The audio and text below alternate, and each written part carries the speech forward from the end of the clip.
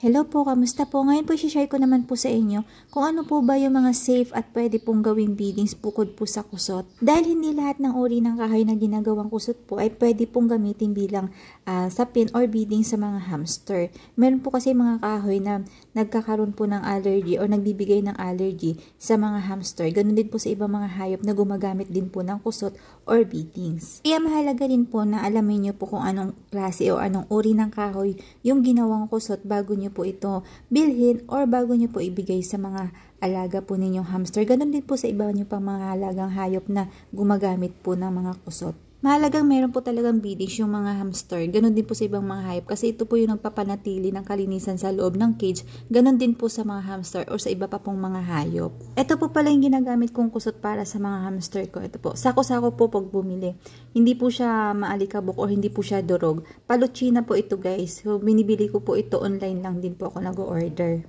Matagal na din po akong gumagamit ng ganitong klaseng wood shaving. So, ito po, pag bumili po ako na ito, talagang ilang sako. Kasi, pag matagalan na po at marami nga po akong mga alaga. Kung mapapansin nyo, tingnan nyo, wala po talaga siyang mga durug-durug o mga alikabok. Talagang maganda po yung pagkakabistay dito sa kusot na binibili ko.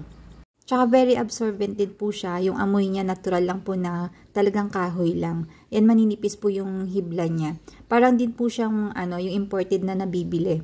So ito, paluchina po ito guys. Safe po itong gamitin kasi napakatagal ko na nga po itong ginagamit sa mga hamster ko. Ganon din po sa mga guinea pig at tsaka rabbit. Ito rin po yung ginagamit kong sapin po sa kanila. Ito guys, binuhos ko po siya sa batya kasi magpapalit na po akong kusot sa cage ko ng hamster. Ayan po, mapapansin nyo, wala po talaga siya mga durog or mga alikabok kasi hindi rin po maganda yung kusot na marami pong durog or nagiging alikabok kasi pumapasok po siya sa ilong ng mga hamster. Kaya kapag po talaga bumibili ako, sinisigurado ko po na talagang bistay. So, yung supplier ko talaga, yun po talaga yung kinukuhanan ko ng kinukuhanan lagi. Hindi na po ako nag-iiba ng supplier. Kasi mga po, quality rin po yung kanyang kusot. Ayan po, ito po yung mga binibili ko. Talagang maramihan. Kasi pagka mas marami po, mas makakamura. Kaya pagka bumili po ako, itagilang sako po talaga. Tsaka ito po guys, pinapadeliver ko rin po kasi sa Lalamove. Kaya pag mamaramihan, medyo makakamura din po talaga. So ito po, nilagay ko na po sa cage ng hamster ko. Mapapansin nyo, ang ganda po. Tsaka kagandahan po ng ganitong kusot. Nakakapasok po sa ilalim po talaga yung hamster kasi soft po siya. Hindi po kagaya ng ibang mga kusot na makakapal po yung pagkaka-shave ng kahoy. Kaya medyo nahihirapan din po yung mga hamster na pumasok sa ilalim. Ito gustong-gusto ng mga dwarf hamster kasi nga po nakakapagtago po talaga sila sa ilalim. Kahit po yung mga Syrian, di ba po mga malalaki yung Syrian, kailangan lang po talaga medyo maramihan yung paglalagay para po yung hamster na Syrian ay makakapagtago din po, makakagawa siya ng kanyang nest sa ilalim po ng kusot. Halimbawa po wala po kayo mabilhan na kusot kasi maganda naman po talagang gamitin yung kusot kasi nga po very absorbent. Pero kapag po kasi imported, medyo may kamahalan po yung kusot kasi per kilo lang po. Hindi kagaya po ng ganitong local lang na sako-sako po talaga makakamura ka. Kumbaga triple or 4 na beses yung presyo nung imported kaysa dito sa local lang. Ang mga alternative po na pwede nyo gamitin bilang sapin kapag po wala po kayong kusot, pwede po kayong gumamit ng tray ng itlog. Pwede rin po kayong gumamit ng tissue paper or mga shaded na mga papel. Pwede rin po yung karton. So, kailangan lang po talaga aanuhin nyo po, himay-himayin nyo po or gupit-gupitin nyo po sila sa maliliit. Ang purpose po kasi ng beadings, yan po yung mag-absorb ng ihi para po hindi bumaho, hindi mamanghi yung cage nyo at hindi rin po mamaho yung alaga nyong hamster or kung ano man pong alaga nyo na nilalagyan po ng kusot or beadings. Malaking tulong po talaga yung beadings or sapin sa mga hamster. Ganun din po si ibang hayop kasi ito po yung nagpapanatili ng kalinisan sa loob ng kanilang cage. Kapag wala po niyan, talagang mamamaho po kasi didikit po talaga yan sa mga alaga nyong hamster or sa iba pa pong kung ano man pong alaga nyo.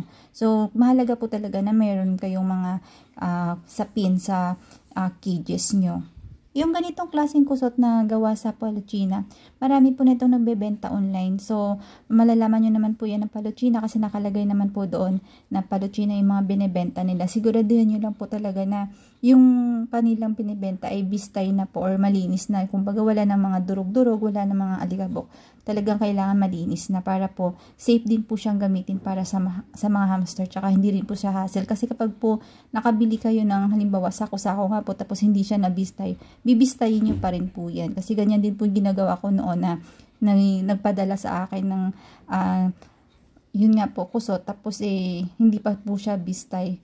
Ako pa po nagbibistay, so hassle din po siya. Noon po kasi meron po akong kinukuha ng ganito din pong klase kusot, Paluchina din po. Kaso lang hindi siya bistay. Mas mura po sana doon. Kaso mo nga lang, yun nga mas mura. Kaso lang hindi nga po siya bistay masyado. Kumbaga sinasabi lang nila na nabistay. Pero pagdating sa ilalim, napakarami po niyang powder o durog-durog. So ginagawa ko, yun nga po, binibistay ko ulit or sinasala. Kailangan po talaga yun. Kasi nga po, pag nilagay mo siya dun sa hamster, marami pong alikabok na pasok siya sa ilong ng hamster, sa tenga, ganun. Kaya hindi rin po siya maganda. Tsaka napapansin ko kapag po may maraming durog, yung mga powder na parang alikabok, lagi po nagkakamot yung mga hamster ko kahit kapapalit ko lang po ng beddings nila.